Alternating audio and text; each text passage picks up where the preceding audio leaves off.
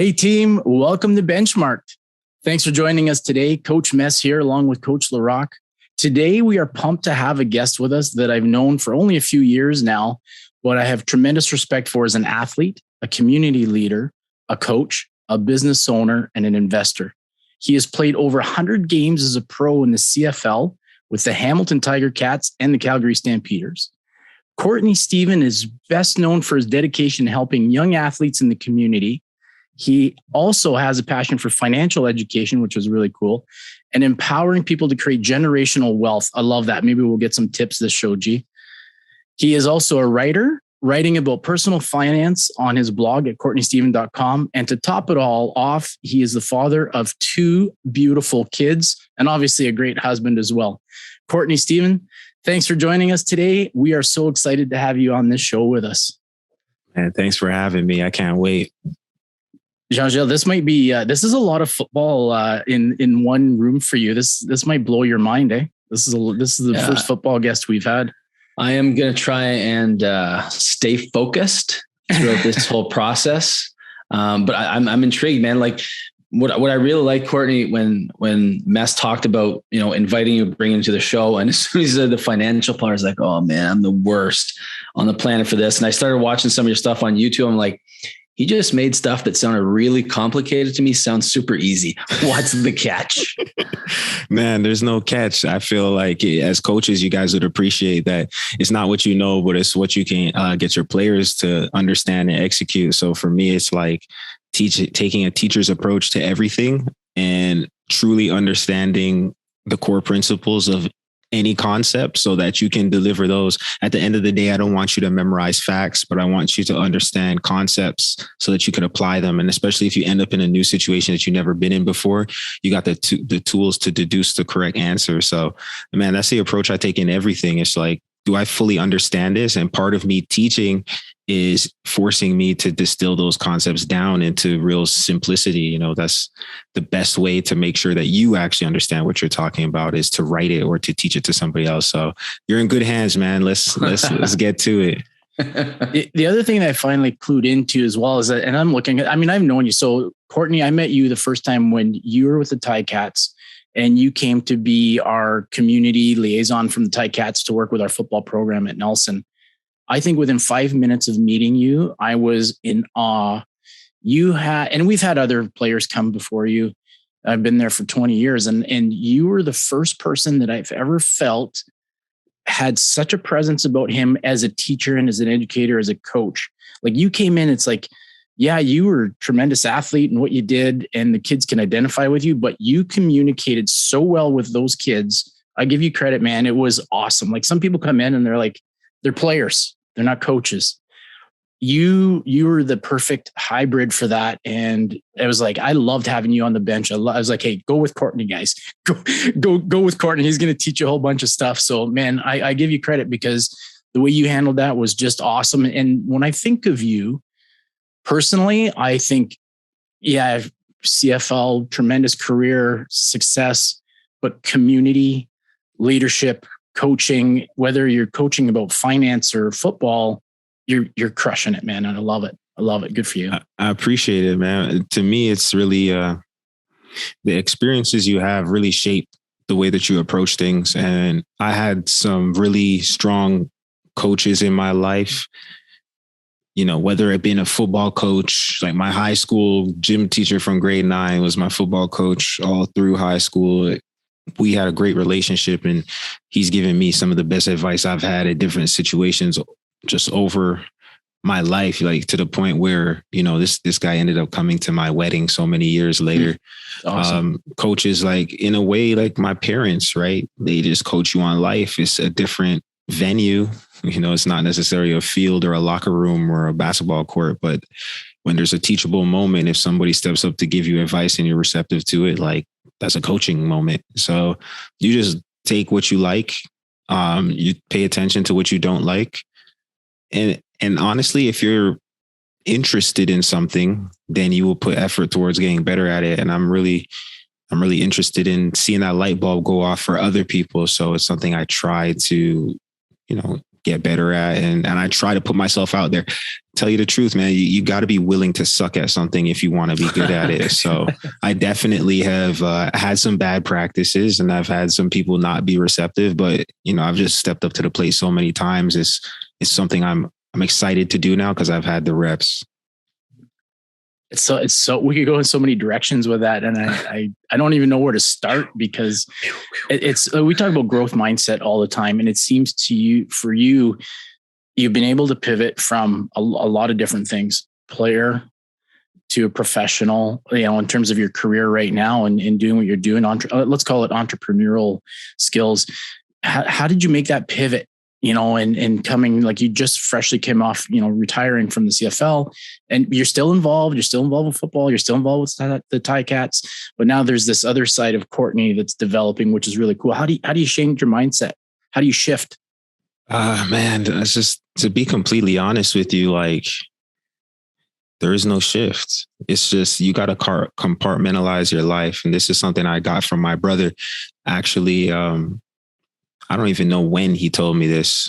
Some of the best coaching points you have to hear 100 times for them to actually sink in, but you are who you are, and you just bring that same energy to everything that you do. And if who you are is greatness, then you're going to try to be great at everything that you truly are passionate about. And so from the very first day when I was playing football and, I made it to college, and then I was thinking about what's next. When I made it to the pros, I was thinking about what's next. But at that time, thinking about what's next doesn't mean, trying to run with the ball before you catch it. It means having a plan so that, if this is the last day that you did this thing, what are you going to have to show for it? I always had a list of things that I wanted to have after my career was done, that I could say, I made the most of this time. I didn't want to pay off my school debt. I wanted to save up some kind of down payment, buy a house.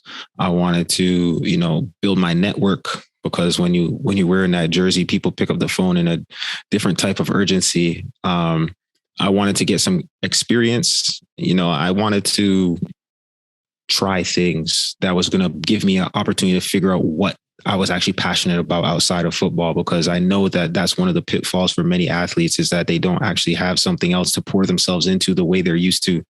So from the time when I first got into the pros, I was trying to work towards those 5 things. And by compartmentalizing my life, I just mean, when you step in that locker room, nothing else exists. You're not a husband. You're not a brother. You're not an entrepreneur. You're nothing. You're a professional playmaker. And that's all you are. Nothing else matters. Like, you could have been fighting with somebody on the phone. As soon as you walk in team meeting, it doesn't matter what happened 15 minutes ago. You're L5 on kickoff. You got to run down. That if the ball is going on up the left hash, okay, look out for the reverse. Like, your focus is completely different when you're in that zone. You take off the jersey, you go in the shower, you come out, you do your little ritual. Now you're not a football player anymore. Maybe now you're, a father, or you're a brother, or you're whatever it is. You're an entrepreneur, but you have to compartmentalize your life so that at any point in time, whatever it is that you're doing is the only thing that exists. And if you're focused on it, laser focused on it, then you can be great at that thing. There's 24 hours in the day. You don't have to spend all 24 doing one thing. Do you believe, and that was deep. Hold on a second. I just got to breathe. Dude, if I rewind the video, I was literally like this the whole time. Anyway, so would you agree with this statement? I do. So I'm previewing it. So hopefully you're on the same page. Life is not a skill thing. It's like, you can learn these types of things. Everything has like a secret to be able to get done. If you're willing to put in the time and the work and learn the different types of skills, it's not just like you were born this way. Like, I'm guessing the financial part of what you're doing is something you picked up and you got some passion into it, and something you love doing, and you just put more time in, and, half hour turned into an hour turned to 2 hours, sleepless nights, because you're just so engaged. But it's not like you were born like, hey, man, I'm going to jump into the financial world. Yeah. But I would say that there's different types of skills, right? Like, you could want to dunk as bad as you want, but if it's not in you, It's not in you. And so where nature meets nurture is that everybody is born with a scale, meaning that like your IQ might be somewhere between 75 and 125, or your IQ could be somewhere between like 60 and 135. Everybody has a range when they're born. You know, there's a range of heights that you can have based on the nourishment that you get. There's a range of weights that you could be. There's a range of, introversion versus extroversion. There's so many different personality traits and body traits that you could possibly have. You might be able to be faster or whatever, but the amount of work that you do, to your point, is going to determine where you land on that scale. So some of us will never dunk. Some of us will dunk easy because of the way we're born. Like, shoot, like it's just, we're that much closer to being able to dunk without trying. But it's the people who have high potential and a heavy amount of work ethic. That combination is rare and dangerous. And so I think the people who have the serious work ethic and a little bit of potential generally outperform the people who have way more potential, just because it's harder for them earlier and they get used to putting in the work earlier. And when you've put in more work, you do better than somebody who's put in less work. Bottom line. You were at sorry, Mark, I had to jump in because I literally had practice like 3 hours ago. And the same conversation with a kid, and he's progressing and progressing. And he walked out of the batting cage and he was a little flustered a little bit. And I went to him and I said, listen, do you want to tell the story down the road? Do you want to tell the story? Hey man, I picked this up easy. I'm not sure I figured it out and I just did it. I said, or do you want this story to be what you're doing now? Hey, in grade 9, I had to do this. As a freshman, I had to do this. Sophomore, I had to hit like thousands of baseballs. I had to come in early. I had to get lifts in. Which story do you want to tell? He's like, I want to tell that second story. I said, that's it.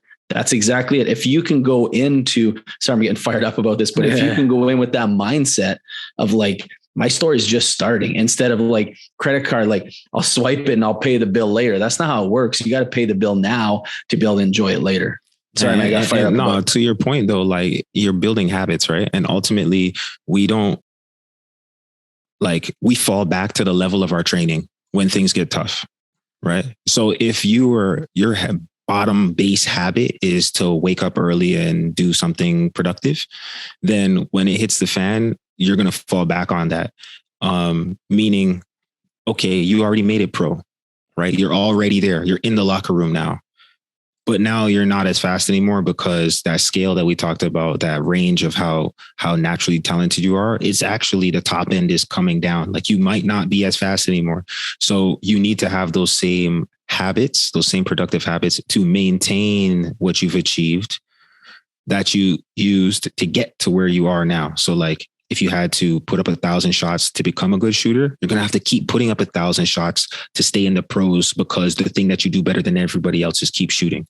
You know, is one anecdote I heard about Kobe where he's like, basically at the point where he was, many years deep in the pros, he had put in so many extra hours that even if you started doing the work that he was doing, you would never catch up to how much work he's put in, because he's literally has years worth of extra work on top of what you could possibly do. So it's like, you got to form habits just to bring the baby into the world, but then you got to take care of that baby. So you need to have good habits all around. How much money did you say we're going to invest with him, Mark? What was going on here? Well, first of all, Jesus. Gee, he's got to explain to you Bitcoin still, because I still haven't successfully. Come on, let's not get going on Bitcoin. Dude, I'm not going to go down the rabbit hole, but I'll just say this. It's more risky to not have it than it is to have it. We'll leave it there. There you go. You can't just say stuff like that. And like, I'm done now. I want to rewind a little bit, Courtney, because you said the word potential, and JG and I, we don't like the word potential. I wouldn't want somebody to use the word potential for me, because that means I'm not there yet and I'm not doing what I need to do to get there. So, it's one of those things.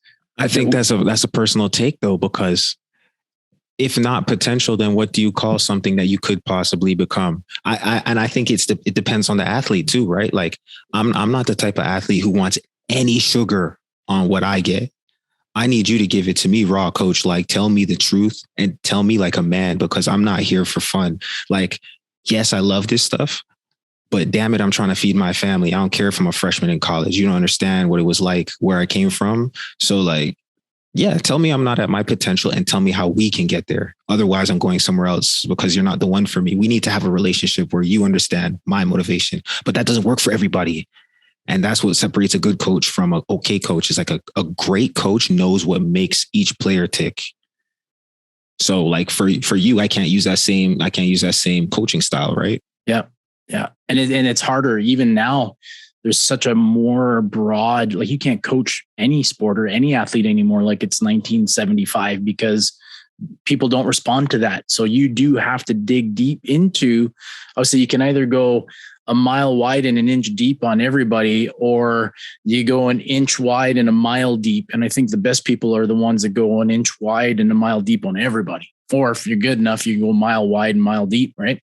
So these are all things that are super important, but I think that makes a difference between being great at anything is you want to drill down and get to the core of it, where we're living bits in like 5-10 seconds. Like we're talking about TikTok and stuff like that. That's, we're living the world in like 5-10 second shadows here. Man, I want to hear more about this though. Like, tell me about the premise of potential and like what. So yeah, explain it to me. Yeah. Potential is something you don't have if you use it. Absolutely. Potential is something. That's it. Right. Like it's like a ball that you're holding in your hand. It has potential energy. You drop it and then it has energy in motion. Right. Yeah. And like, we'll use the equation: knowledge minus action equals nothing. Right. So if you don't do action on the knowledge that you have, you get nothing. Yeah. But if you can do knowledge plus action, now you have change. You have something.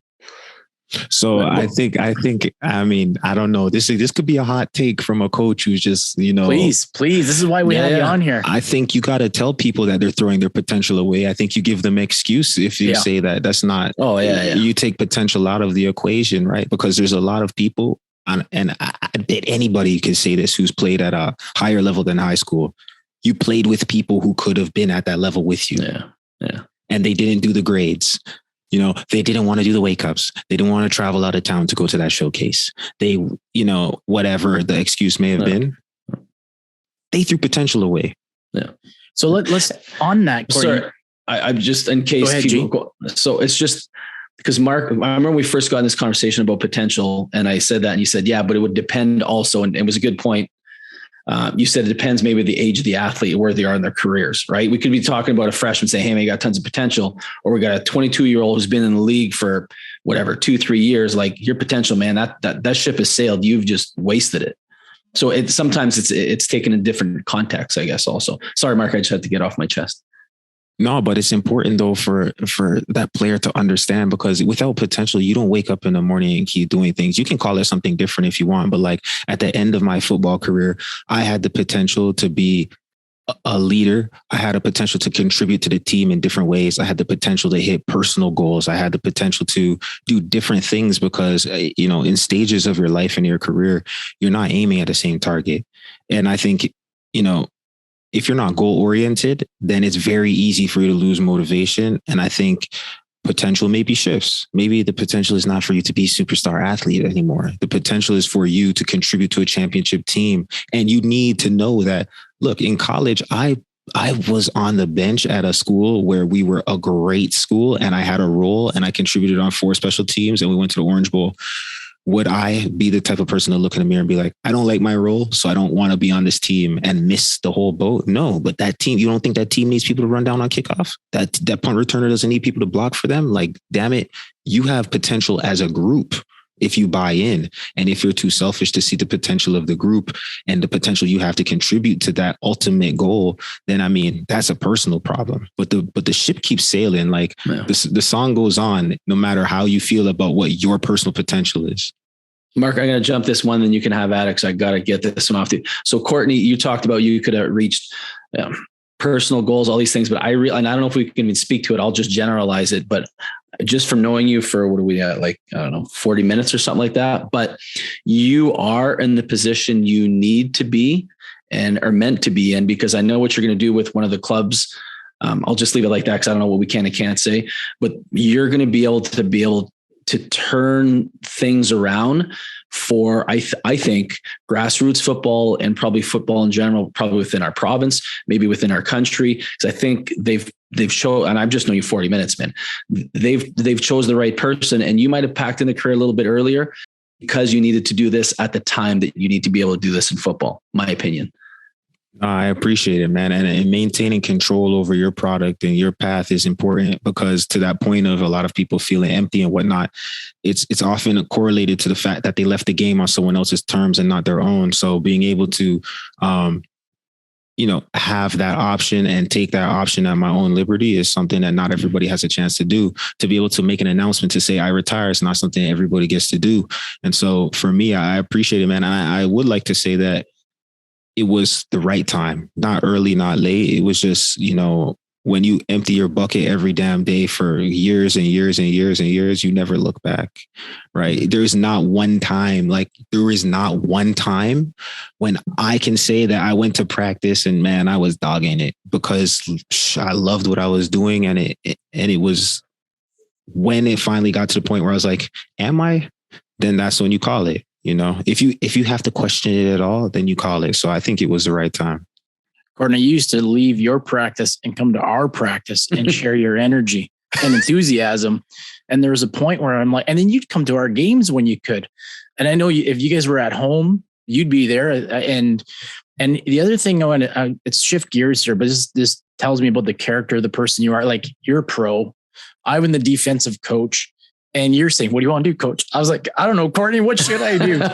But you may not remember this. But I remember it vividly. And it was a Friday night game under the lights on TV.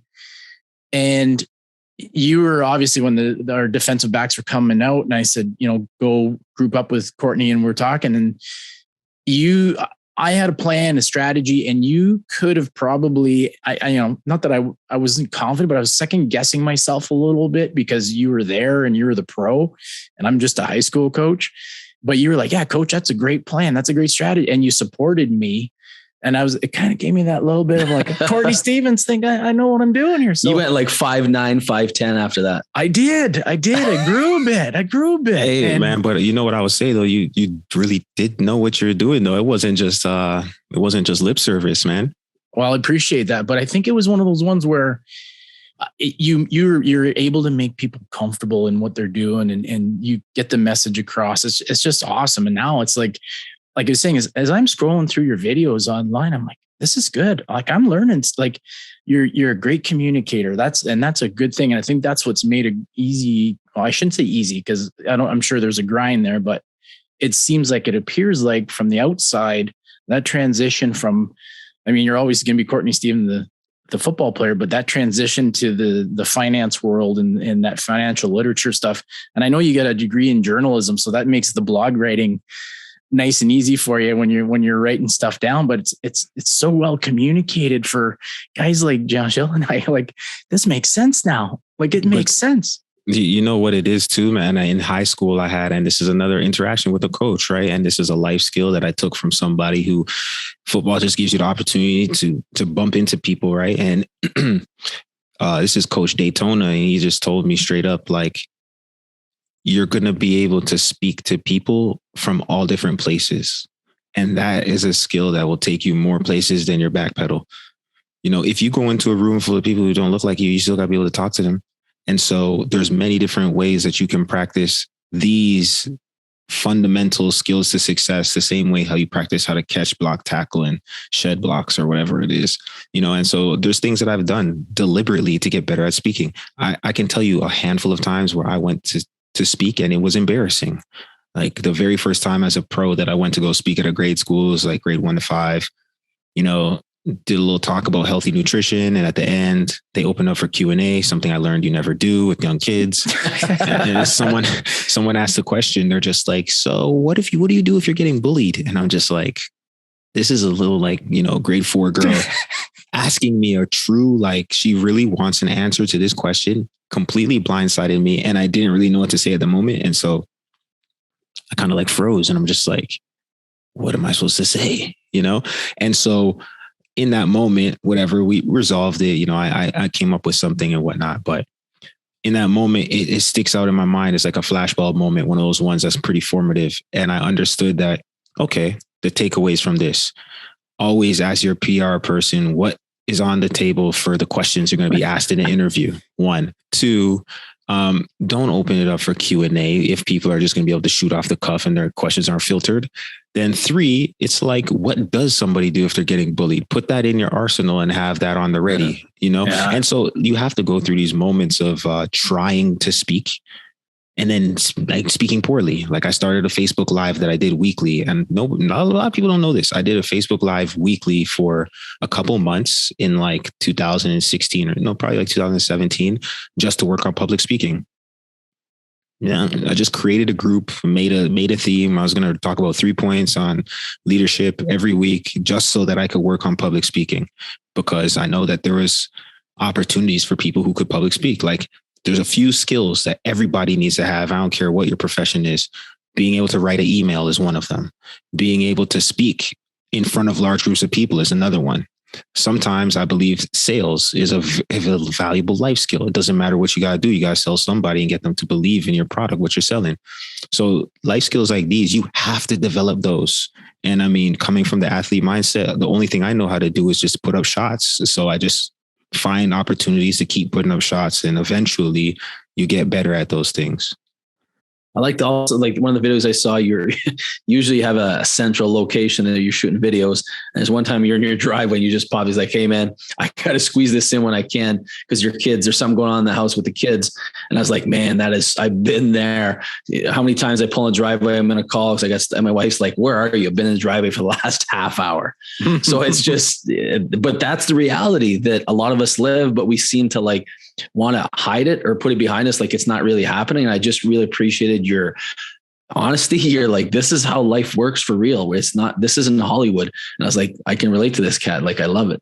Yeah, man. And I don't want to seem like I'm a professional at anything, but I just think like to be perfect is to be fake, you know?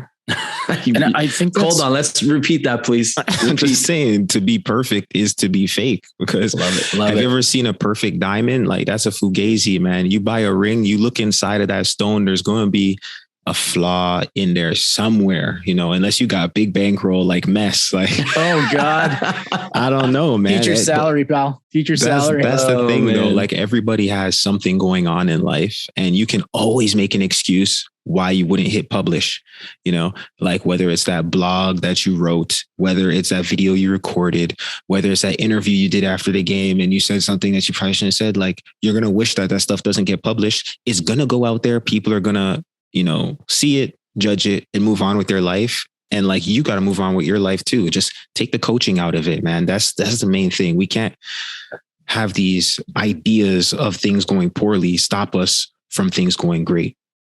But I think that's one of the things too, is back to what you're saying, you're relatable. You're relatable as a player. I watch you on TV and, you know, and then when I meet you, you're relatable. And to me, when you're talking finance, you're more relatable than a guy sitting there in a 3-piece suit, you know, and telling me it, like, to me, this is the guy, he's working hard for his money. So he's going to make good decisions. That's what I think is going to make you the different than what's out there already, which I think is super cool. Yeah. So what he's saying, if he gets a suit, we won't trust him anymore? Is there a saying? Probably not. I don't know. Because if I put the suit on, who paid for the suit? Was it your customers? That's the thing, man. I think, you know, there's a tendency to match up like appearances with, and I mean, this is a psychology, right? Like there's so much going on in the world that it would take up way too much cognitive energy for you to truly discern like what's going on at all times. So your brain needs heuristics, shortcuts to be able to make quick decisions. And we have been programmed by a lot of different factors that people who look a certain way provide a certain type of value. And so I'm just here to shake that up. Like, I don't want to look like your financial advisor. Do I have the same certifications? Yes, I got the paperwork, but I'm going to pull up with a hoodie on and tell you like, listen, they've been robbing you because you didn't understand how to invest in a tax-free savings account. And you're over here with a margin account and you're paying for every buy and sell when you could be in that TFSA up to, you know, $6,000 per year. You can contribute all the way back to the time it opened if you were 18 when it opened. So like, these are the little tidbits that no one taught you in school. They didn't teach you how a mortgage worked. They didn't teach you how a a savings versus a credit, and they didn't teach you about like, I don't know, student loans, probably something we should learn about because, 50% of people graduate with student loan, right? So, I mean, there's just a lot of information out there. And I think when you realize that school is just books with somebody to guide you through them, you can go and get that info on your own. Not to say that teachers aren't important. They are some of the most important people on this planet because they, in a way, they're doing the work that other people, they wouldn't have enough patience to do. Not everybody even wants to listen to the guide on the journey, right? But a teacher is somebody who's dedicated their life to helping others grow. So when you've come to realize, though, that most information is in a book or a video or a podcast somewhere, and if you understand your own learning style, you can teach yourself a lot of stuff and then find out what's the right questions to ask. You can go find guides and teach yourself many, many things that otherwise you would have no idea what they are. Goodwill hunting. That's when he was saying that, I was like, goodwill hunting. Like, get some library late fees and you're good to go. I've always thought, like, you're a teacher, it's an important job. I think everybody's their own most important teacher in their lives. Yeah, I might be able to influence people a little bit. If I move the needle a little bit, I feel like I've done my job as a teacher, but I'm hoping that my job has done better if I could teach you and you to teach yourself in the long run. Like, listen, we're expendable. The information is out there. I could probably teach myself finite math in a couple of weeks on YouTube if I really, really had the motivation to do that. I'm not going to do that. But it's one of those things because I think people have to understand the information's there if we want it. Yeah. And also, man, it's like, as a teacher, you're teaching life skills and you're teaching, certain personality traits. You're helping them mature. So yes, of course, there's a curriculum, but like, you're helping people learn to be patient. You're helping people learn that, like, if you don't figure something out 7 times, that it might take 11 times and that's okay. Or you're helping people figure out that, like, yes, the door is right in front of you to walk through, but you might have to go out and walk around the back of the building because that's the way that you know how to get in. Like, you don't have to always do things the same way that everybody else does. So you're a guide, right? That's what a great teacher is. But like, there's also a certain trait that people need to develop eventually. And that's the trait of like not waiting for help. Because if you're a person who's always gone to a tutor to edit your papers before you hand them in, if you're a person who's always had somebody writing out your schedule for you, if you're a person who always had someone knocking on your door before they went to practice to make sure you woke up, then damn it, sometime you're going to be late, you're going to miss an assignment, or you're going to just, mess up because you didn't have that accountability partner. You got to go out there on your own and want this as bad as you want. Because I'm telling you, that ladder can't hold 2 people at the top. Like, you got to go on your own. You literally have to go on your own to make it to where you want to get to eventually. I want one of those buttons. I think, who has that button? Like Tim and Sigo, when he does these awesome lines, like, bah, bah, bah, I want one of those buttons like DJ Khaled. I want one of those, man. Yes. Like, buddy, I would not stop when you're talking. Anyway. Yeah. Man, I'm fired up, man. I love it. I'm glad I'm fired up. You know, ladder. I'm trying to process here. 2 people, a ladder is not going to cut it. But like, you're talking about accountability part. But I love the fact, because if those people had everyone doing that for them, that means they haven't failed. And if they haven't failed, they're setting themselves up for failure. You got to fall on your face. You got to get punched in the face. Like, that's got to happen in life. It has to. You don't have urgency without unless you feel like fire a little bit, you can't truly have urgency. Right.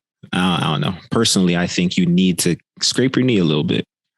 I always say, when you're learning to drive a car, you got to learn where the guardrails are, just so you know how wide it is, how fast you can go. Right. So you might bump up against the guardrails every now and then. Right. It's true. It's true. And nothing wrong with that. And I think that's what teachers do too, is also they create that room to make a mistake, because a person like a young version of myself would be so hard on myself that it could actually stop your progress. Unless somebody is like, hey, it's okay, man. Like, chill out, come back, regroup, try again. So Courtney, you talked about it before the show, and I always refer to myself JG 1.0, 2.0. So let's go to Courtney 1.0, because you talked about like when you were at school example, but I think you said something earlier. I think it was pre-show, talked about teachers were trying to tell you something, or whoever it was trying to tell you something, but you just weren't ready to listen at the time, or you didn't have the tools necessarily to be able to understand what was happening. Can you kind of talk us through the evolution of Courtney? Yeah, man. Honestly, I'd say there's different personality types I had to learn how to work with. And just going through school, I had one principal who was actually really good about understanding the maturity of like a 16, 17-year-old male in like an environment where you feel like you're old enough to make decisions for yourself. Other people might not feel the same way. And then just navigating that tension, right? Because it's a very, those last couple of years of high school is like a very crucial time. You're trying to make the biggest decision of your life, where you want to go to school. Up to that point, you haven't made a decision that has that kind of weight yet. And just like coming with that kind of, decision, you also feel a certain amount of like authority over your own life. And so I guess the communication styles of people that you don't get along with, and just navigating those. This isn't even about school, but this is just about like working with people who you don't get along with. I was always a respectful person and things like that. And I was never really like outwardly disruptive, or like definitely never violent or nothing like that. But like, I just was like not down for a teacher to act like I was their kid. Right. So I just remember specifically like in high school, I had one teacher, like a math teacher, and we always really, math teachers. Yeah. Like we really did not get along. Like we really, really did not get along. And, something happened one day. I ended up like talking to my football coach about it. And he's just like, yeah, do you think that honestly, out of hundreds of teachers in this school, that I'm going to like every single teacher, like they're my best friend? Like there's obviously going to be people that you have to work with that you're not going to like, or maybe you don't get along with, maybe you see the world differently. And this is going to be a theme that happens over and over again in life.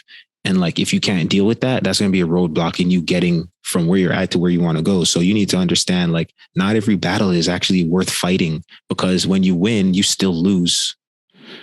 This is all part of you were saying earlier in the pre-show, you were talking about mindset. And I think these are all lessons that you've picked up along the way, that you keep filling your toolbox with these pearls and these capabilities of dealing with difficult challenges, right? And this will affect you as I'm going to call you a young parent. I'm an older parent now. My kids are old, but you're just at the beginning of this. But these are all things that are going to help you as a father, right? And be a good father. And I know family is important to you. I know you got a solid family background, and you had a great picture of your folks up. I think it's at Tim Hortons field a couple of years ago. So like, what does it mean to you to have that family unit, and how are they behind you in all of this?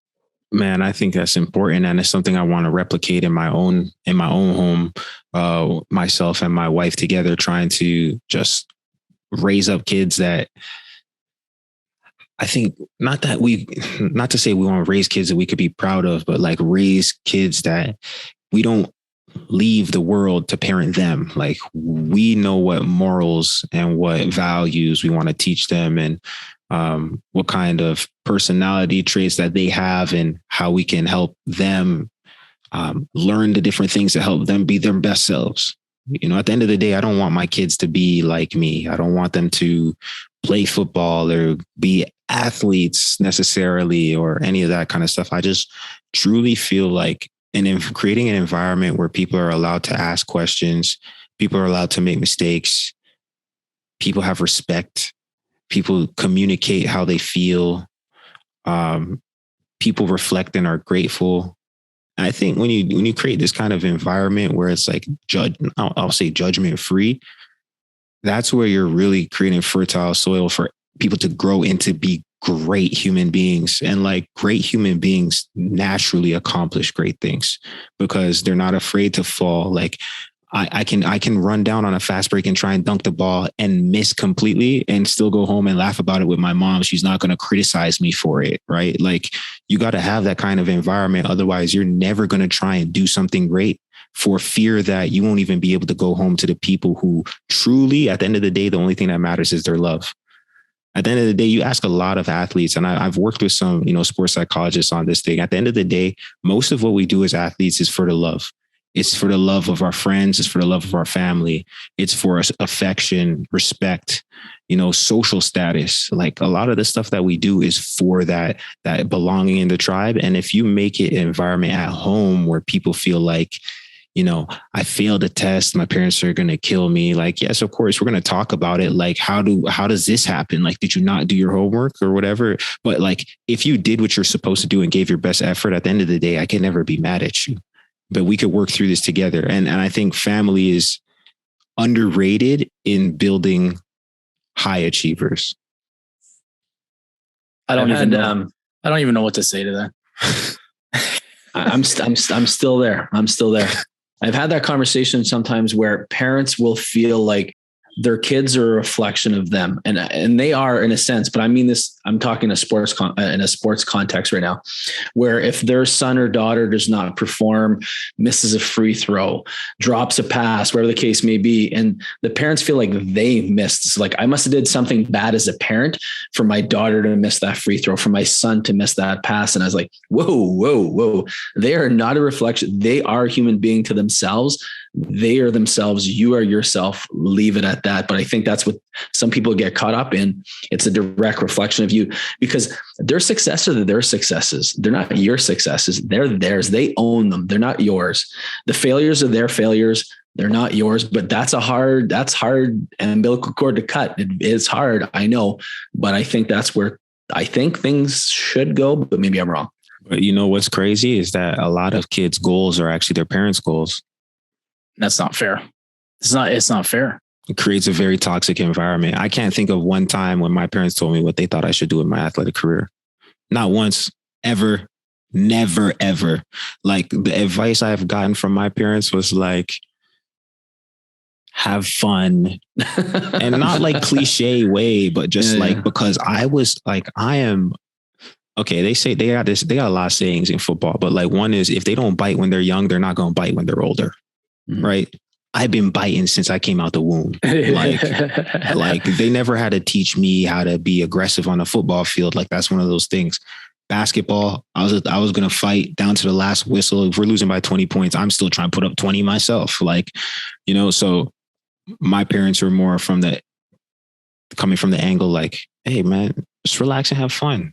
Like, if you lose, like, we got another game next week, like, have fun. Like, this is a game, you want to go train? Sure. We'll bring you. Like, training is wicked. Tricking is fun. My mom gave me some of the best advice my mom ever gave me. My mom ran track for the Canadian national team. She never went to the Olympics, but she went to the trials before. So like, she competed on a very high level.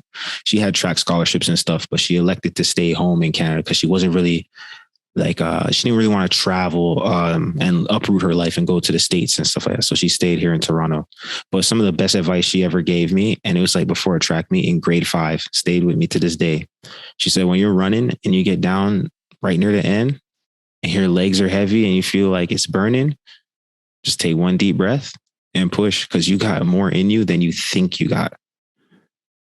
You know how many times? Grade 5. You know how many times I was in winter conditioning as a walk on a D1 program at NCAA? Winter conditioning, 5:30 in the morning, pushing a sled, under a bench press, squatting, running stairs. And I just hear my mom's voice like, just take a deep breath. You got more in you. You know what I'm saying? Like, it's not about somebody telling you how to shoot a jump shot. It's not about somebody telling you to stay low in your back pedal. Like, mom, I got a coach already. Like, let me be a kid. You know what I'm saying? Like, relax. You obviously didn't play pro, mom. Like, that's what most people should be telling their parents. But since my mom already went to that high level, she knew, like, there's no added pressure needed. If the kid already has the fire, let them have the fire, and you just be there to support them and let them know that, shoot, they don't have to be perfect. There's a saying. I did a clinic, and it was a coaching clinic, and there's a saying, the very first slide on the instructor had put up, and it's something, and I think it's in Oakville, this sign. I think I know the field it's at, and I got to go take a picture of it again.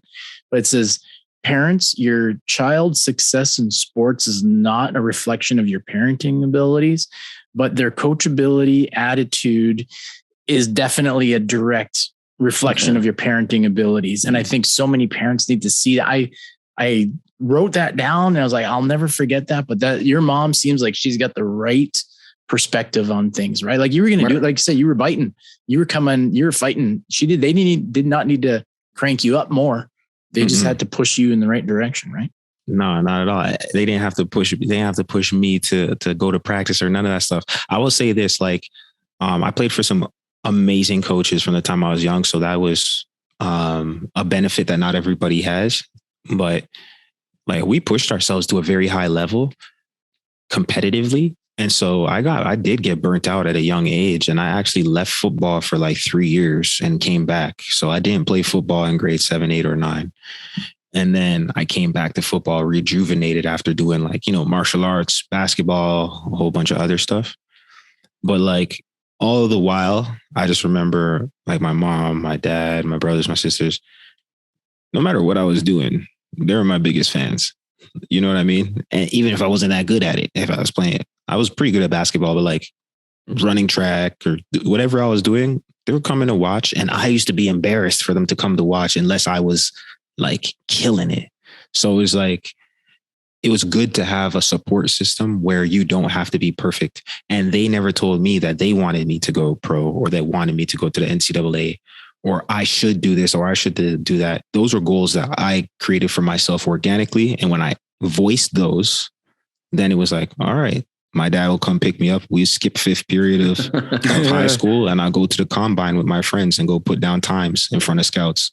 That's the kind of support that I had at home because they knew that, it wasn't like I just was shooting off of the mouth. I want to go play NCAA football. It was, I'm going to the gym 3-4 days a week. So I earned the right to be able to miss 5th period to go to this combine because, my actions matched up with what I was saying. Love it. Yeah. Sounds like you were brought up with the right amount of the right fertilizer, not just the right amount of fertilizer, but the right fertilizer, if you understand what I'm saying. No. Like it's such sounds like an amazing environment. And the nice thing is you're going to pass that on as well. You're going to, that's you do your best. Yeah. Like we said, nobody's written a manual on parenting. So speaking of writing, I had to rewind a little bit. Why were you trying to write down the quote? Why don't you just take a picture with your phone? Like, what are you thinking? I'm old school, buddy. What is this, like the 80s or something? Dude, you got a phone, take a picture, send me a screenshot or something like, hey, JG, I read this. It's pretty cool. Just like, I look like you're like, because you know what? If I write it, I remember it. Like, ta. Yeah. Honestly, I write down a lot too. I keep a notebook with me. Oh my God. But that's that thing, man. 2-on-1. That's cool, man. It's cool. No, snap that photo, then write it down. Think it, ink it. There you go. There you go. There's think it, ink it. See it, do it, think it, ink it. Courtney, I want to shift gears. I want to ask you about something that seems, because obviously at some point, GG and I want to retire, the 10 million marathon. Oh yeah. Tell us a little bit about that because I love the sound of it. It's got a great ring to it. Yeah, man. So basically it's like, if I could help 100 people increase their net worth by $100,000, that'd be $10 million, right? So I mean, that's a goal that I thought was lofty enough to be worthy of chasing and meaningful enough to be worthy of chasing, because so many people don't have like that first $100,000 Warren Buffett says is the hardest to get, and for a lot of people, $100,000 is something they don't even think they would ever be able to put together. Right. So, trying to make that real for people. And even if that means coming out of $50,000 of debt and building a net worth of 50K, like those are goals that are valuable. I had an opportunity to become a wealth manager with a firm out here when I was transitioning out of my career.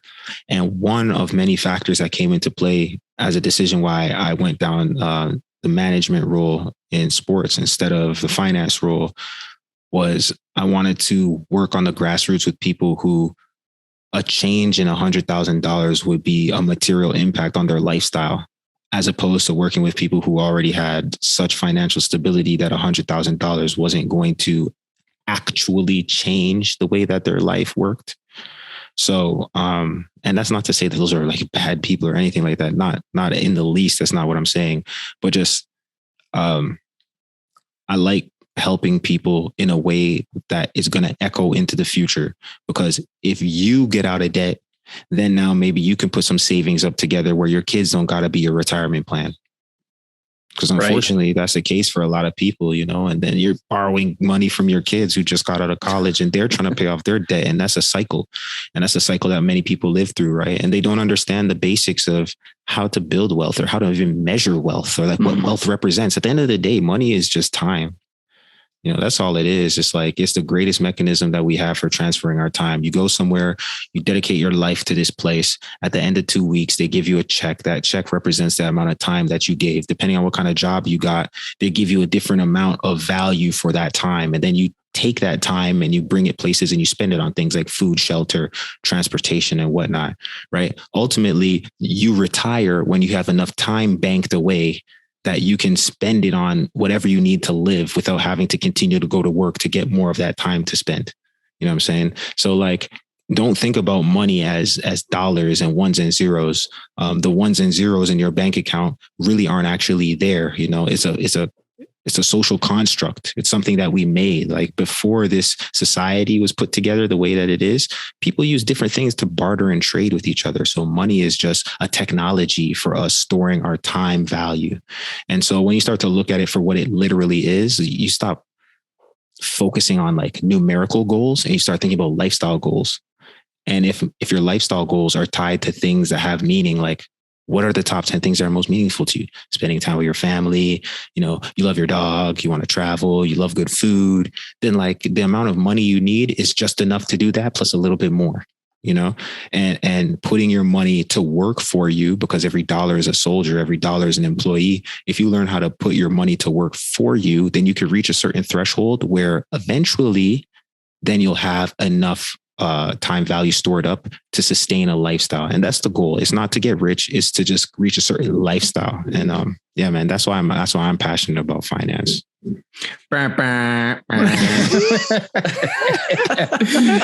Oh, wow. Now, do you find, I got to ask, like, are your teammates, your former teammates, are they clamoring and say, hey, Courtney, like, what am I doing? Or are you finding like and generally not just like, to me, the pandemic, like, we're home, I start reading about like GameStop and all this stuff. So I'm like, what is this stuff? And then like, okay, like with the retail investor thing, like I found an interest because I had time to do it. But it's so interesting. Are you finding people are starting to come around to it now more in the last couple of years? Yeah, definitely a lot of people are interested in investing, but so many people are interested in the story of, I did something and I changed my life forever in a short period of time, right? It's the same allure of the athlete who thinks that they can take this certain type of, milkshake or this certain type of drug or this certain pill and they're going to be a better athlete. Of course, there's people who've done it. Like, you've seen the headlines, because headlines don't cover average stuff. They talk about the tails on the distribution, right? They don't talk about everybody in the middle of the normal curve, right? The bell curve. They don't talk about that. They talk about the tails. So of course, there's people who, they bought GameStop, they bought Bitcoin in 2012, they bought Tesla in 2015 or whatever it was. And that changed their lifestyle forever. And that's the thing that attracts a lot of people in. And that's not bad, but it distorts people's idea of what's reality. Because in trying to get to a very far destination quickly, you can trip and fall backwards, or you can take a more sure path that is slow and steady, and you can get there damn near guaranteed. So it's managing the passion for reaching this place against like the haste of getting there, and if you're willing to wait a little bit longer, you can get there with more certainty. But it's just that the way that the media works, the media is meant to grab attention so they can sell ads, right? If you don't have enough viewers on your channel, nobody is going to pay you to promote through your channel. And as a media company, you're not going to make any money. So the incentives are aligned for them to talk about things that bring an emotional response from people. So when we understand that money is an emotional thing and that investing is really about impulse control, human psychology, and patience, instead of reading charts and price action and, stocks and all that kind of stuff. It's really just about, okay, what are my goals? Okay.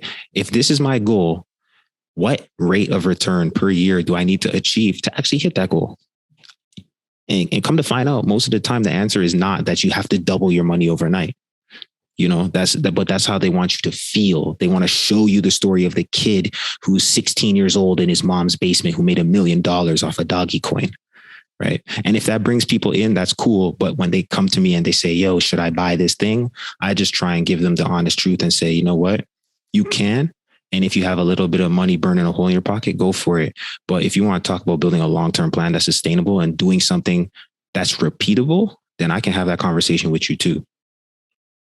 It's one of those ones too. And last year during the pandemic, and I'm teaching 2 grade 12 classes, and all of a sudden, you're talking about tax-free savings account. And I was like, some of these kids are turning 18. And I quickly did a poll on my screen. I'm like, okay, how many of you guys, as you're turning 18, are cranking up the idea of a tax-free savings account?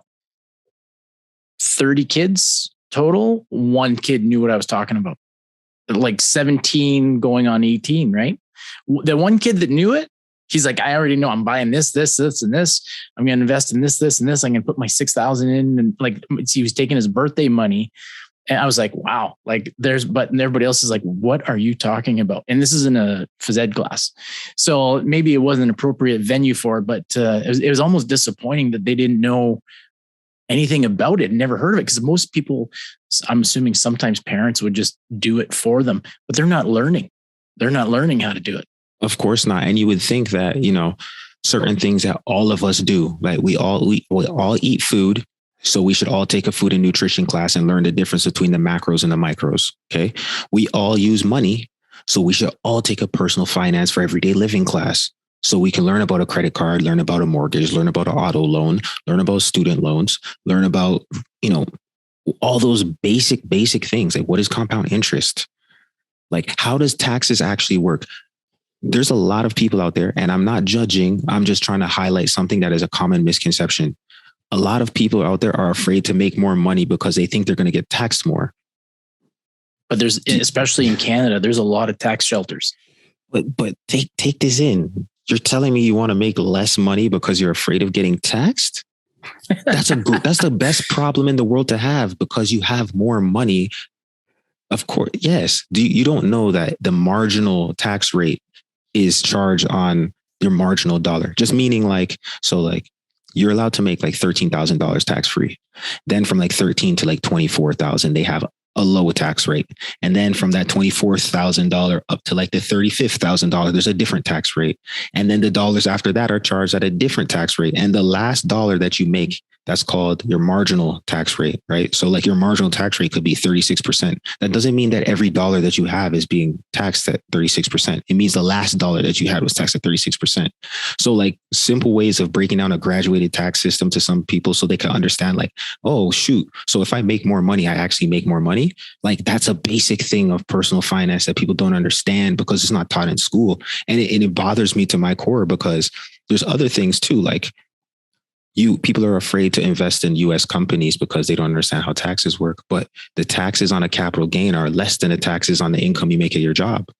So as investors, the people who are putting their money to work, they make money while they sleep, while they eat, while they run, while they do all kinds of things, and they get a more beneficial tax rate versus somebody who punches a clock every day and goes to work. Not saying it's a bad thing. Where are you going to get the money to invest in all of these financial instruments? Obviously from your day job, but the financial education has to be worked into wherever it is that we interact with people because they're not teaching it as part of the standard curriculum. So if it's on the football field, if it's on the way to a game, on the way from a game, if it's in the parking lot, if it's, through DM messages or whatever it is, if it's a side hustle, this is the reason why I do this stuff. Because at the end of the day, we all need to be professionals with money because we all spend money every day.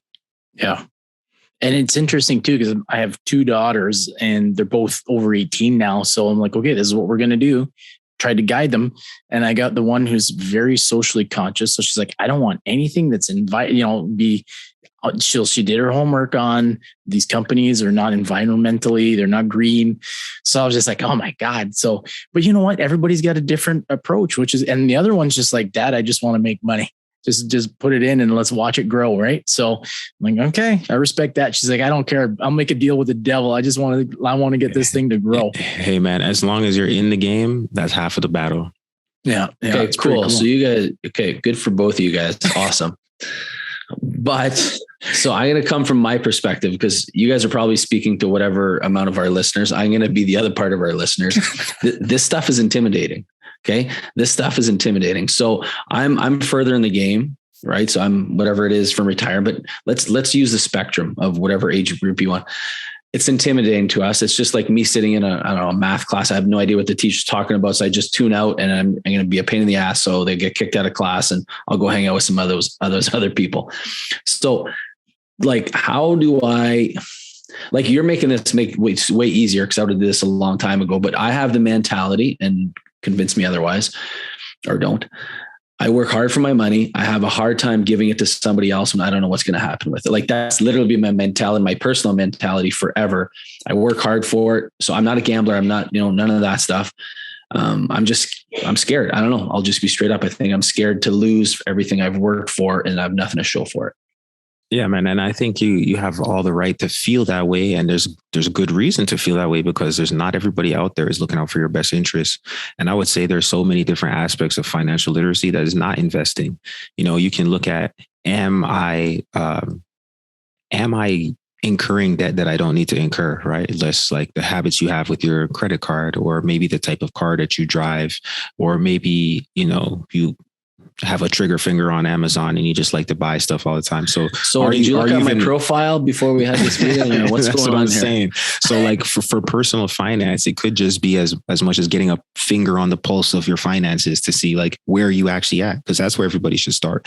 People shouldn't start by just putting money into investing, right? You have to know where you want to go, but in order to figure out what's the path to get there, you have to know where you are currently.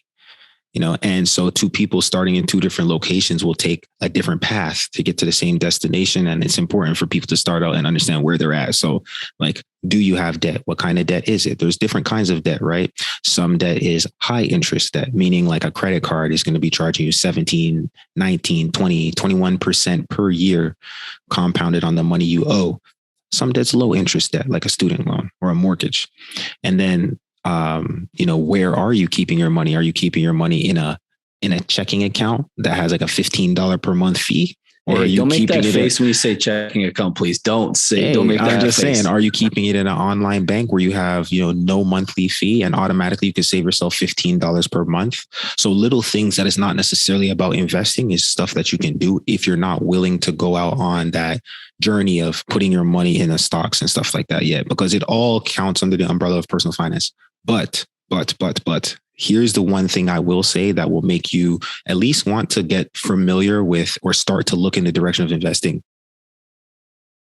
If you went to the grocery store before the pandemic, bought the club pack, extra lean ground beef, maybe it costs you $12-13, right? You're going to get a couple of slabs of that, that beef, right? Make some hamburgers, some spaghetti bolognese, whatever it is, right? You go to buy that same club pack now, it's going to cost you $17, $18, $19. So if you had $100 in the bank, right? Or no, let's just make it even more simple. If you had $15 in the bank at the beginning of the pandemic, you're buying that and a pack of pasta. If you have $15 in your bank now, you're not getting out of there with any ground beef. And the money that's in your bank account, you'll say, I still have $15. $15 is $15, right? But because of factors that are outside of your control in the larger economy, the money that is in your bank account is programmed to lose its value over time. So if you are not gaining money, you are losing money, because the same dollar doesn't go as far. It costs more to send your kids to school, to fill up your gas tank, to put food on the table. And that's why it's essential for all of us to understand that investing is actually your duty. It's your fiduciary duty to your family to make sure that you ensure the hard-earned time that you have in your bank account is there for your kids to see. You know what I mean? And remember, it's not money, it's time. And that hard-earned time that you have is going to disappear if it is not invested. So now I'm broke and a bad parent. That's what you're telling me. I'm just trying to put a little pressure on you, man. I'm just trying to push you in the right direction. I had all of these football questions. They're gone. Shoot, man. What you want to talk about? No. I love this. I love this. Courtney, I think the other I want to be comfortable being uncomfortable. I literally want to be comfortable being uncomfortable, and this is uncomfortable for me. But this is how I'm going to learn. This is literally how I'm going to learn. And also, I would say this: you don't have to make big returns. I don't want to go out there and tell anybody what they should invest in or anything like that. But I would say the power of compounding means that if you're getting, say, 15% per year, right? Every 5 years, your money is going to double. And you'd be thinking like 15 times 5 doesn't equal 100. But compound interest is a heck of a drug. Like, it is what makes people wealthy. And so those who understand compound interest tend to earn it, and those who do not tend to pay it. That's why it's important for us to understand. That's why it's important for us to understand how money works so we can get it to work for us. And it's interesting because some athletes are just like, I'm playing. And coaches, I'm just a coach. But like you say, it's like something that this is important stuff. Like, it's important stuff. And whether you come to it like JG, like total, and I like to give you a hard time about it, but I came to this stuff late in my life. Like, I went to school. My mom put money in my bank account.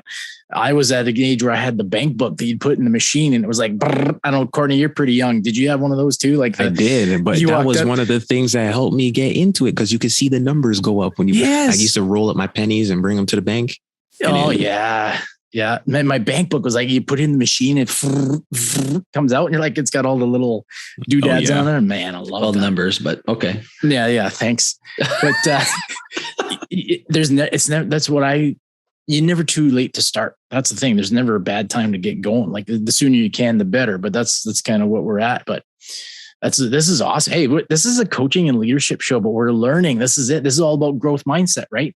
We're not just focused on one thing. We're all over the place, but it's all related. It is all related. You can't confine greatness to one phase of your life. You just be great, man. You know what I mean? Don't be great when the ball is in the air only. Be great all day. Okay, now you're just showing off. No, I'm like, look, if you're showing up, if you're here right now, like, it's because you obviously want to get better. Come on, are we talking man or zone? Well, I liked one time too, and I don't want to throw one of my friends and longtime co-coaches under the bus, but here we go. You knew where this was going. I was like, I don't want to, but I will. I'm going to. Coach Jerry loves his zone. And I remember Courtney came in, and I was like, Courtney, I really like to play man to man. And you were like, yeah, let's teach these guys to cover. And I was like, I got another person in my back pocket here about playing more man to man. So I was like, Jerry and I used to butt heads. So, I had this coach, and it was like, if he could play a zone 100% of the time, he would. And I just find it's safe, but it is high school. I mean, I understand it's got its places, but I'm like, Jerry, we're playing like cover zero. Like, we're just going to teach these guys to cover and play man to man, and we're going to challenge, and we're going to be aggressive. And when Courtney came in and he backed me on that, I was like, yes, Courtney Stephen likes teaching man. When I coached basketball, if I didn't have very good athletes, we would play zone. Sorry, Nelson High School. We're gifted with athletes. There you go. So now, speaking of being great, Courtney, and one of the questions I want to ask you, because you made reference a couple of times to some influential coaches in your life. What, in your opinion, you've played a lot of different places, and you've played for a lot of different coaches. What is the difference between a good coach and a great coach? And it could be like a leader. Let's use a broader term in leadership. Like, what's a good leader and a great leader? What's the gap? What's the difference in between those two? There's literally like so many different things, and you could talk about their demeanor on the sideline. A coach like I've had, like June Jones, I just remember his demeanor on the sideline was always just stoic. We could be up, we could be down. He was always in control. And I think if you're the leader of any kind of organization and you're showing your group that you've lost control, then they're going to lose faith. So that's one thing. Another thing, a great leader is going to ask you to do things that you're actually capable of doing. And there's a risk with somebody who's, coaching linebackers and they haven't actually played linebacker. You know what I mean? Like, there's a lot of the best coaches out there are guys who haven't necessarily played the position, right? Like I know a couple coaches that I've played for who've literally coached every position on the field, and they're some of the best coaches, but they understand, like, you ask a player to do what they're capable of and show off what you do best. I don't want to put a round peg in a square hole. I want you to show off what you do best. So I'm going to build a system around the tools that I have instead of trying to fit these guys into something that might not be the best for them. Like, not everybody can play man. Not everybody can play zone. So you have to make sure you understand, like, who you're working with, and then, give them an opportunity to shine the brightest. That's what great coaches do. Another thing is some coaches are motivators. Other coaches are teachers. And I think the best coaches are the ones who they intrinsically motivate you because you see how much they dedicate to whatever it is that they're doing. And you feel like you'd let them down if you don't also match the level that you bring. And so, coaches who are able to help you develop, and when you leave their tutelage, you're more advanced. I think that's what a great coach actually does. A great coach isn't somebody who just wins, is somebody who makes people better, as players, as people, right? So there's so many different dimensions, but like, to be a great leader or be a great coach, it's like, you really gotta be balanced. Well, now, and I feel like I could see you're a teacher. I feel like you're a teacher. And I think that's why when you walked on the field for the first time and I heard you speak and saw you interact with kids, because you work with kids all the time. You work with kids a lot. And I feel like you're one of the people, they love going to your programs. They love going to your training stuff because I think you're real and you're fair and you care. And it's not that you're imparting them the ability to play zone or man to man. It's the idea that you're going to make them the best they can, and they know they're going to get your best, which is cool. So where do you get that from? Where does that come from for you? That passion to teach and carry on? Man, people did it for me. And I think that's what a lot of players will tell you. It's like, whenever somebody hits a big milestone, they get an award, they retire, whatever, what's the first thing they do? They thank other people, and it's because, like, the reason why an athlete can break down and cry after winning something is because, like, the championship was won in the dark. It was won on cold mornings. It was won, like, out of sight of anybody, with no spotlights, no PA announcer, no scoreboard, none of that, right? You put in hella work to get an opportunity to win on that stage. And there were certain people who were there with you.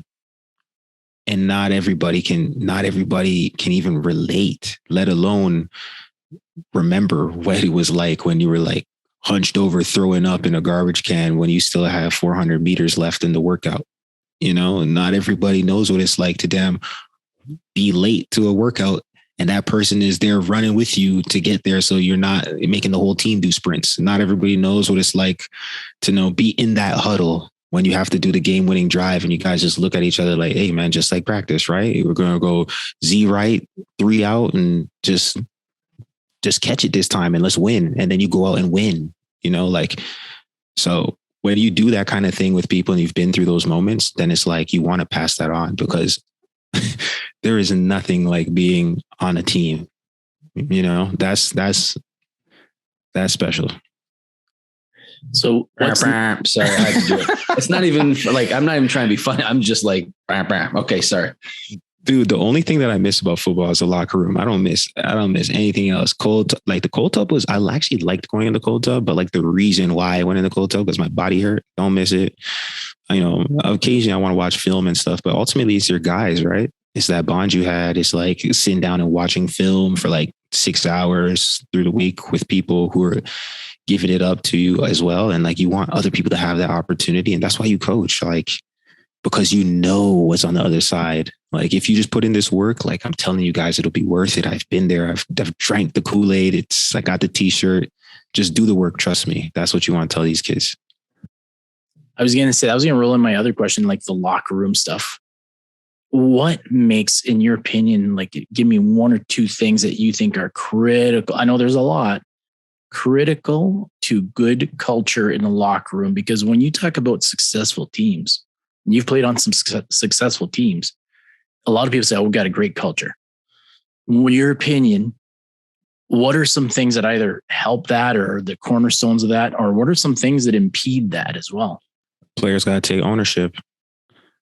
100%. Players got to take ownership. It can't come from the top down. Like the coach can't tell you to be dedicated. The coach can't tell you to have each other's back. Coach can't tell you how to carry yourselves. They can, but when you're policing your own, for like the lack of a better term, but like, you know, if a guy goes off sides, yeah, the coach can get on him.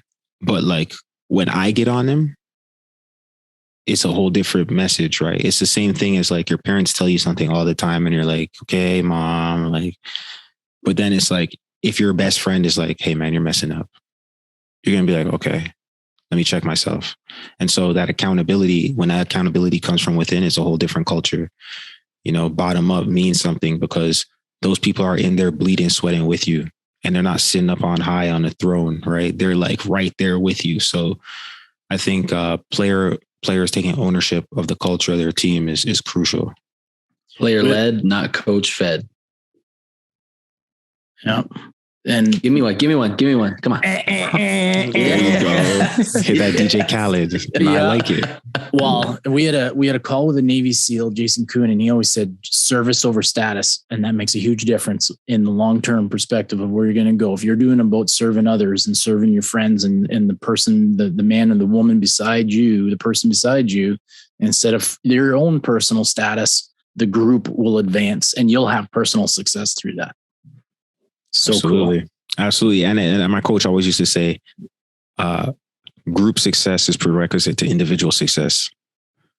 So like, look, if we don't make the playoffs, nobody's going to be all-star. You might as well just do your job, stop farming another man's land, and just beat your chest and say, not my guy. These are all things that my coaches have put into us. And that's why coaches speak with these mnemonics, right? Like they use stuff that's easy to remember, because at the end of the day, it's not about being like catchy. This stuff actually works. Like when you get on the field, you say to yourself, alignment, assignment. Okay, where do I go? What do I do? Alignment, assignment. And then I say, not my guy. I'm writing that one down. Is it okay? I'm not screenshotting that one. I'm writing that one down. Alignment, all this stuff is stolen from other people. And the alignment assignment joint I got from you get it in the States, in Canada, the pros, every level. You know what I mean? Not my guy. When the ball is in the air, I got a great coach, Coach Orlando Steinauer. He's the head coach for the Hamilton Tiger Cats right now. He has this thing where when the ball is in the air, he says it's a mindset. When the ball is coming to you, just say easy. Shout it out loud for everybody to hear. Easy. Every time the ball is in the air, and then go catch it. You know, so like understanding how the mind works. It's like you see it, you do it, you think it, you ink it. And like you say things and they become real. So you have to just program yourself. And that's a cultural thing too. Like, for example, if the ball's laying on the ground, we had a culture where it's like, we don't let a ball lay on the ground. That's our ball. We take care of our ball. So if a receiver drops it, receivers are lazy. We on the defense, we go get every ball. We don't care if the receiver dropped it. We gonna go get it. We gonna find that receiver before he gets to the huddle. I'm gonna put it in his chest and say, "Yo, take your ball back home with you." But that's part of the culture of a team, right? And then it becomes contagious. Then the offense gets a little competitive, and then the coaches see it and they're like, "Hey, did you teach them that?" No, but they're doing it, so let's support it. And then it gets contagious, right? It can start from the grassroots, from the ground up, and build. Gee, this is another show I just don't want to end. Like, this is just so much fun. Now, and Courtney, you've said so many amazing things here tonight. I always ask our guests if there is one or two pieces of leadership advice What's the best that you've ever received or that you would want to pass on and say, well, I almost want to ask for some financial advice here. So you throw me for a curveball, but what would be something, maybe a resource? You'd mentioned a book earlier that was really cool. A resource or some leadership advice that you think if you could pass on to our listeners to be better versions of themselves, what would it be? I'll start with the book. Best book I ever read in my life, bar none, hands down, no questions asked. It's called The 5 a.m. Club by Robin Sharma. I've read the book probably about 7 or 8 times. I go back to it every year. The book just teaches you about so much more than mindset. It's told as a parable, but we make so much emphasis on mindset, but you forget about like the heart set, the health set, the soul set, and just taking care of your whole person. They talk about the power of having a routine, the power of like finding mental clarity, focusing in, just having a way of going about life intentionally and like the benefits you can get from that. And you can't lead anybody unless you take care of yourself first. So like that book is crucial. I recommend it to every single human being on earth, no matter what you're doing, it'll have something in it for you. And then as far as leadership advice, I say stop measuring yourself against people who you see on a day-to-day basis and measure yourself against the people who are in the position you want to go to. If I'm in high school and I want to play pro football, it doesn't matter that I'm the best in my school or the best in my town. I need to just be modeling the person who is doing what I'm doing at the highest level, not because I expect myself to be doing that, but because that's what greatness looks like. And so if I can model what greatness looks like, then I keep myself honest and I don't get a big head thinking that I'm something that I'm not. All I am is a work in progress.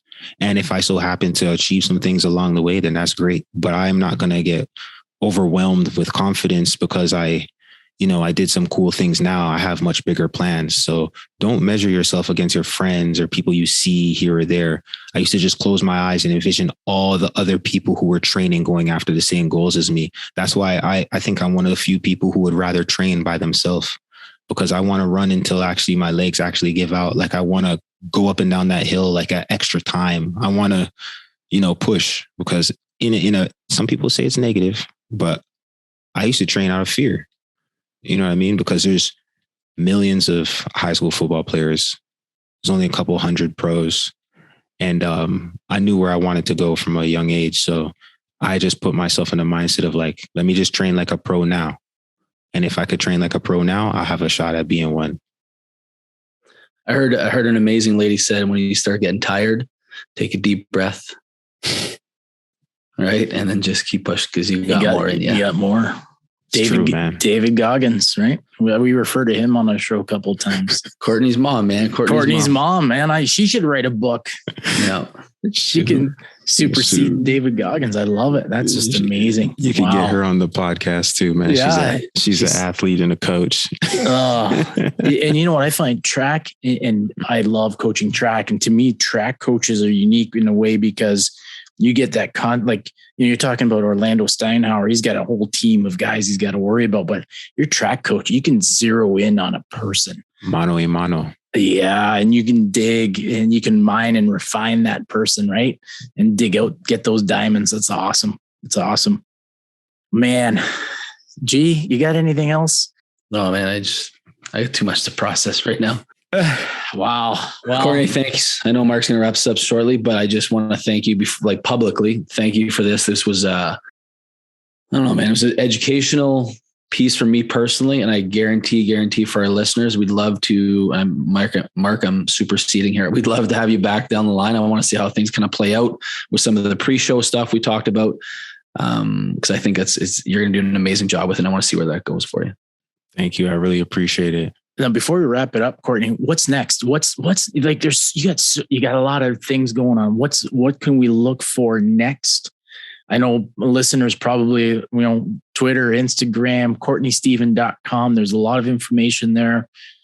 YouTube. What's next for you, man? Man, a lot. But the best place to connect with me is on Twitter. I'm the C Stephen, Stephen. And You know what, man? I'm just trying to keep building. Like right now, I work in my role. I have an opportunity to work in the community. I'm also passionate about, investing, and I'm passionate about technology. So I've got a project that I'm working on, and should it come to fruition the way I believe, and I'm going to get to merge a lot of my passions together and hopefully put some tools out there that'll help other people continue to keep pushing on the good education stuff. So, yeah, man, I'd say the best place to connect is on Twitter, and you can find whatever I'm doing lately on there. We'll make sure we link everything up so our listeners can find you. Man, I appreciate you. Ever since I've known you, I thought, man, this is a guy that I want to keep in my life because he's such a cool dude. And there's just so much there. There's a lot of layers, and you got a great energy about you to people want to be around you, man. That's awesome.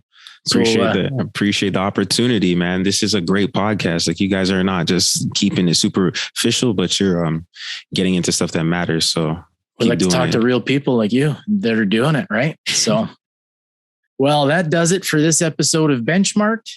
Thanks for listening. Until next time, keep crushing it. Yes.